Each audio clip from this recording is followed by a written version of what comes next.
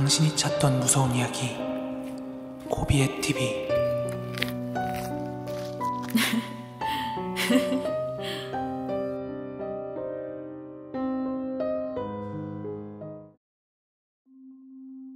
(2022년 9월 8일) 고비의 TV 공포라디오입니다. 이 이야기는 제가 초등학교 3학년 때 실제로 겪은 일로 나중에 할머니가 돌아가시고 나서야 그 전후 사정을 정확히 들을 수 있었던 이야기입니다. 저희 친할머니는 할아버지가 돌아가신 이후 쭉 혼자 사셨습니다. 그러다 한 번은 할머니가 물기가 마르지 않은 화장실에서 넘어지는 바람에 골반이랑 하반신 어디 뼈가 많이 다치셔서 수술을 하셨죠. 그런데 아무래도 연세가 있으셔서 그런지 수술 후 빠른 속도로 건강이 악화되는 바람에 근처에서 보살필 사람이 필요했었어요. 그래서 당시 맞이였던 아버지께서는 저희 가족들과 함께 할머니가 사시는 집 근처에 아파트로 이사를 했습니다. 당시 아버지는 외벌이를 하셨고 어머니는 집안일도 하시고 근처에 계시는 할머니 댁에 반찬도 싸들고 막 오고 가면서 되게 많이 챙기셨습니다. 저 또한 할머니 댁에 놀러 갈 때면 외손자라고 이쁨을 되게 많이 받았습니다. 아무튼 본론으로 들어가서 지금은 되게 많이 유해지신 저희 부모님이시지만 제가 어릴 때 교육에 있어서만큼은 오히려 과할 정도로 되게 단호하고 엄격하셨습니다. 저도 저의 어린 시절에 제가 잘 이해는 안 가지만 너무 부모님이 엄격했기 때문에 잘못을 안 해야겠다는 생각보다는 부모님에게 들키지 않아야 되겠다 이런 생각이 컸던 것 같아요. 그래서 오히려 부모님이 지켜보지 않는 곳에서 크고 작은 잘못들을 되게 많이 저질렀습니다. 그러다 한 번은 그 당시 SBS에서 우리는 챔피언이라는 만화영화가 한번 유행한 적이 있었습니다. 그래서 아이들 사이에서 미니카 열풍이 엄청났던 시기였어요. 저 또한 미니카를 몇 개 가지고는 있었지만 성능을 좌우하는 좋은 모터가 없었습니다.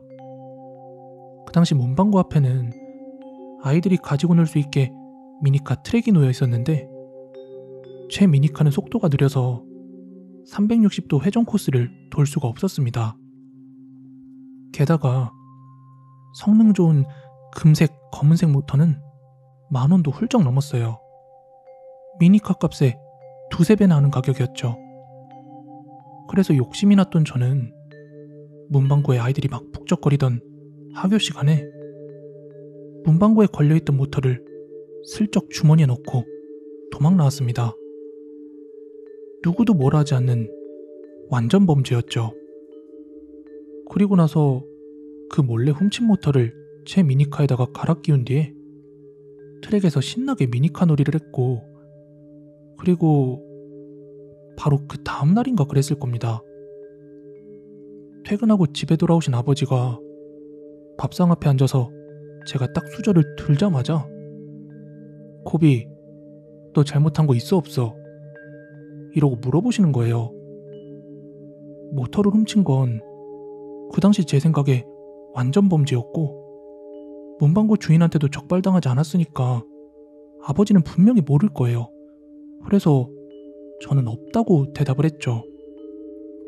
그러자 아빠가 딱 숟가락 젓가락을 내려놓더니 제 방으로 터덜터덜 걸어가는 거예요. 그리고는 제 미니카를 집어들곤 갑자기 바닥에 있는 힘껏 던져서 내동댕이를 치시는 겁니다. 그러면서 아빠가 "남의 물건에 손 대랬어 안 대랬어?" 막 이러면서 10살 인생에서 처음 보는 역대급 극대노를 하시는 거예요. 그러면서 이제 저를 옷을 다 벗겨가지고는 팬티만 입힌 상태로 집 나가라면서 문 밖으로 그냥 내놓으셨습니다. 저는 어디에 갈 배짱도 없이 "잘못했어요. 다시는 안 그럴게요." 하며 울고불고 문 앞에서 매달렸지만 굳게 닫힌 문은 열리지 않았습니다. 그렇다고 할머니네 집으로 가기엔 진짜 팬티 한 장만 입고 있었기 때문에 돌아다닐 수도 없었고요. 심지어 그때 살던 곳이 복도식 아파트였기 때문에 주민들이 드나들 때마다 저 녀석 또 무슨 잘못했나 보네 하는 눈빛으로 씩 웃으며 들어가던 그런 어르신의 눈빛도 기억이 납니다.